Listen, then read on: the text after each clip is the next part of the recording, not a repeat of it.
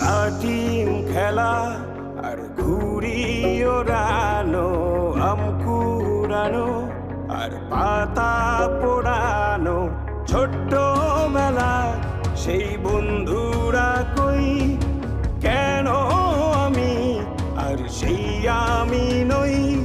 আজ অনেক বছর পরে খুঁজে ফিরি, কোথায় আহারে আহারে আহারে শৈশব, কোথায় হারিয়ে গেল যে আহারে কৈশব, কোথায় আহারে আহারে আহারে শৈশব, কোথায় হারিয়ে গেল যে আহারে কৈশব।